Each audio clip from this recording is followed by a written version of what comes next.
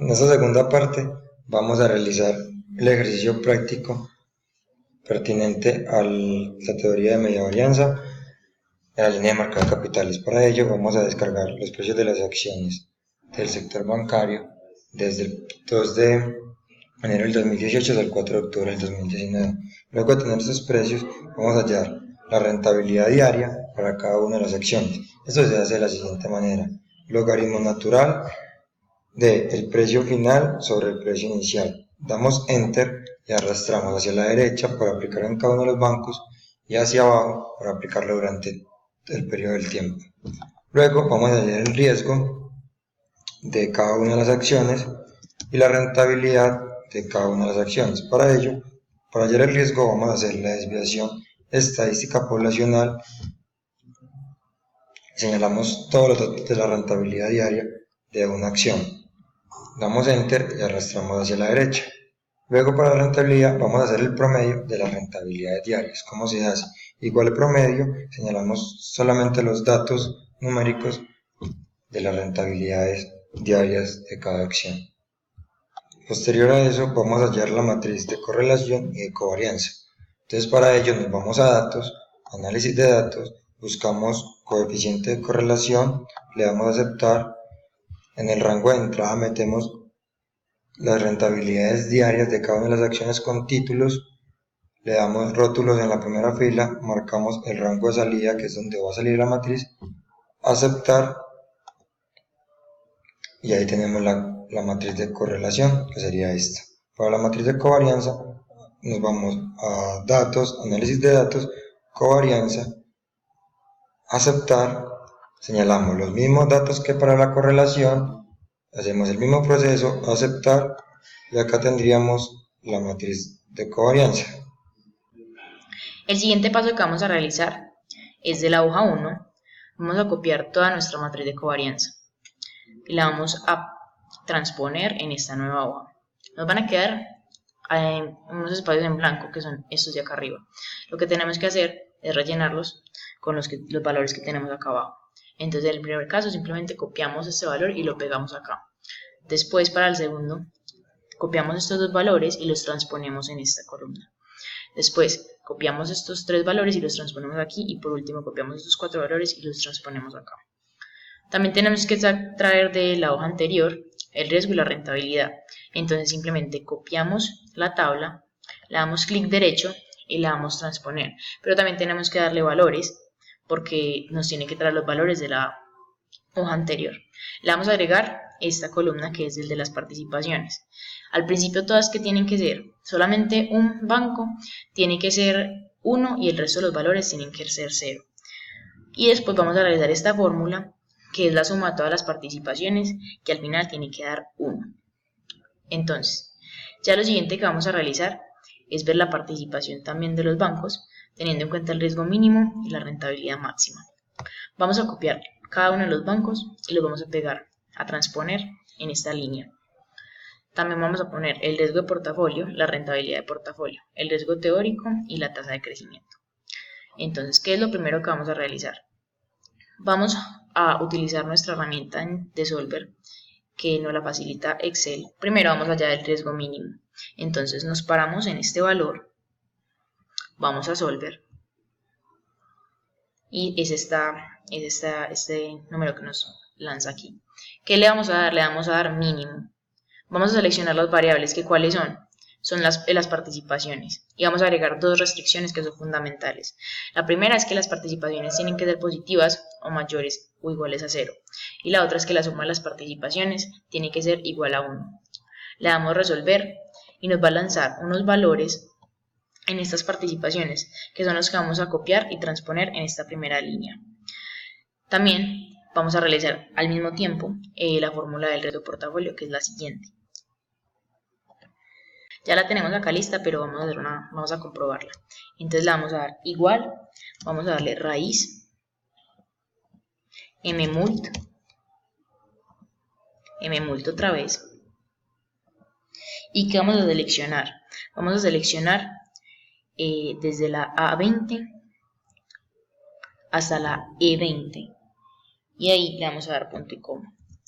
Vamos a seleccionar la matriz de covarianza, que es desde B2 hasta F6. Y esa es la que tiene que estar fijada, entonces le vamos a dar F4. Cerramos el paréntesis, ponemos punto y coma y le vamos a dar transponer. ¿Qué tenemos que transponer? Tenemos que transponer esta otra vez que va desde A20, esta línea que va desde A20 hasta E20. Cerramos los paréntesis y le damos Control Shift Enter y nos va a lanzar este valor. Vamos a hacer la de la rentabilidad también. La de la rentabilidad es igual a mmult y seleccionamos también la línea que va desde A20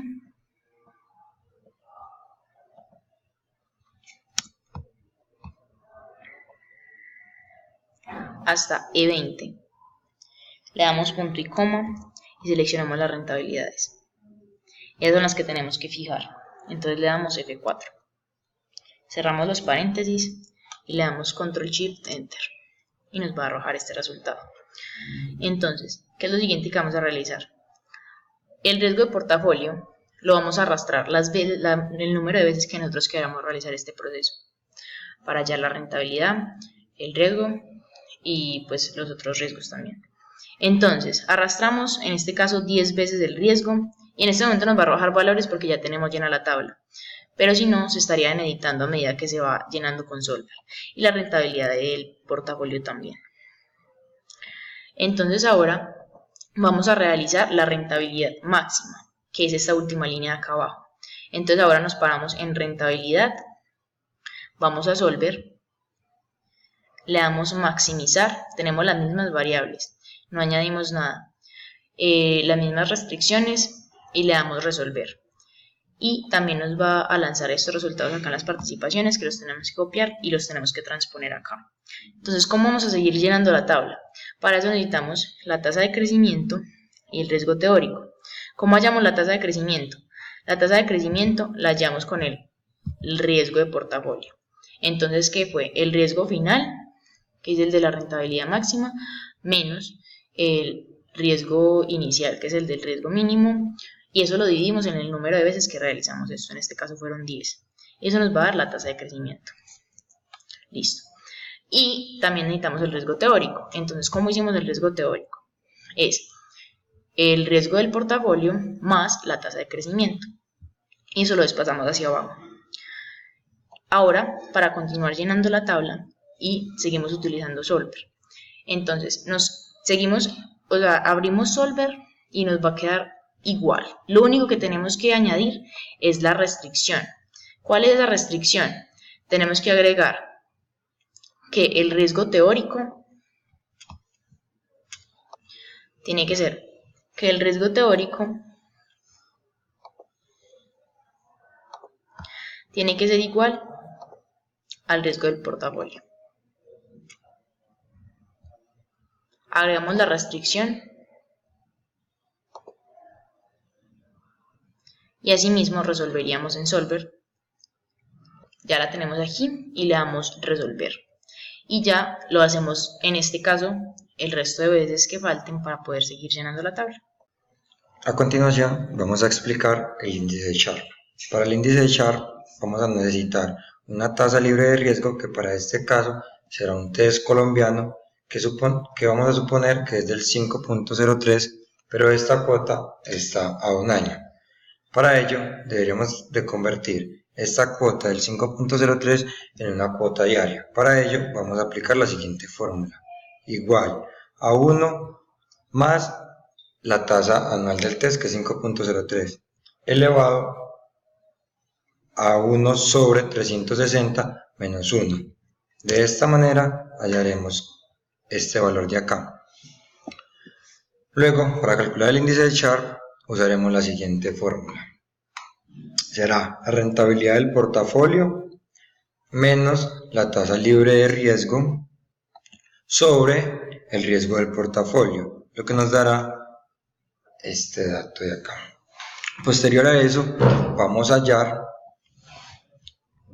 la línea de mercado de capital, pues lo que se va a convertir luego como la línea de mercado de capital al unirlo con la frontera de posibilidad.